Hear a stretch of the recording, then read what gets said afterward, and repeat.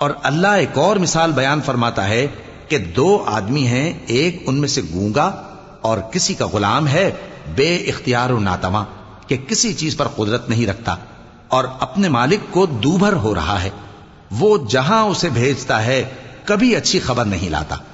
کیا ایسا گونگا بہرا اور وہ شخص جو سنتا بولتا اور لوگوں کو انصاف کرنے کا حکم دیتا ہے اور خود سیدھے رستے پر چل رہا ہے، دونوں برابر ہو سکتے ہیں؟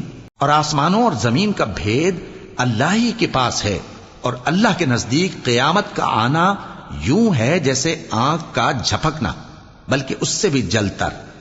کچھ شک نہیں کہ اللہ ہر چیز پر قادر ہے، اور اللہ ہی نے تم کو تمہاری ماؤں کے شکم سے پیدا کیا اس حال میں کہ تم کچھ نہیں جانتے تھے، اور اس نے تم کو کان اور آنکھیں اور دل اور ان کے علاوہ اور اعضاء بخشے تاکہ تم شکر کرو۔ کیا ان لوگوں نے پرندوں کو نہیں دیکھا کہ آسمان کی ہوا میں گھرے ہوئے اڑتے رہتے ہیں؟ ان کو اللہ ہی تھامے رکھتا ہے۔ ایمان والوں کے لیے اس میں بہت سی نشانیاں ہیں۔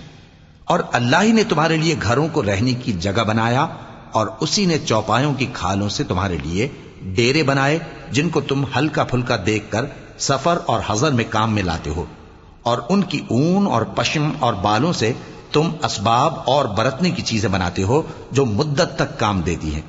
اور اللہ ہی نے تمہارے آرام کے لیے اپنی پیدا کی ہوئی چیزوں کے سائے بنائے اور پہاڑوں میں غار بنائے، اور تمہارے لیے کرتے بنائے جو تم کو گرمی سے بچائیں، اور ایسے کرتے بھی جو تم کو اسلحہ جنگ کے ضرر سے محفوظ رکھیں۔ اسی طرح اللہ اپنا احسان تم پر پورا کرتا ہے تاکہ تم فرمانبردار بنو۔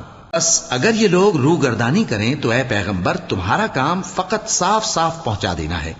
یہ اللہ کی نعمتوں سے واقف ہیں، مگر واقف ہو کر ان سے انکار کرتے ہیں، اور یہ اکثر ناشکرے ہیں۔ اور جس دن ہم ہر امت میں سے ایک گواہ یعنی پیغمبر کو کھڑا کریں گے، پھر نہ تو کفار کو بولنے کی اجازت ملے گی اور نہ ان کے عذر قبول کیے جائیں گے۔ اور جب ظالم لوگ عذاب دیکھ لیں گے تو پھر نہ تو ان کے عذاب ہی میں تخفیف کی جائے گی اور نہ ان کو مہلت ہی دی جائے گی۔ اور جب مشرک اپنے بنائے ہوئے شریکوں کو دیکھیں گے تو کہیں گے کہ پروردگار، یہ وہی ہمارے شریک ہیں جن کو ہم تیرے سوا پکارا کرتے تھے، تو وہ ان کے کلام کو مسترد کر دیں گے اور ان سے کہیں گے کہ تم جھوٹے ہو۔ اور اس دن اللہ کے سامنے سرنگوں ہو جائیں گے، اور جو طوفان وہ باندھا کرتے تھے سب ان سے جاتا رہے گا۔ جن لوگوں نے کفر کیا اور لوگوں کو اللہ کے رستے سے روکا، ہم ان کو عذاب پر عذاب دیں گے، اس لیے کہ شرارت کیا کرتے تھے۔ اور اس دن کو یاد کرو جس دن ہم ہر امت میں سے خود ان پر گواہ کھڑے کریں گے، اور اے پیغمبر تم کو ان لوگوں پر گواہ لائیں گے۔ اور ہم نے تم پر ایسی کتاب نازل کی ہے کہ اس میں ہر چیز کا بیان مفصل ہے، اور مسلمانوں کے لیے ہدایت اور رحمت اور بشارت ہے۔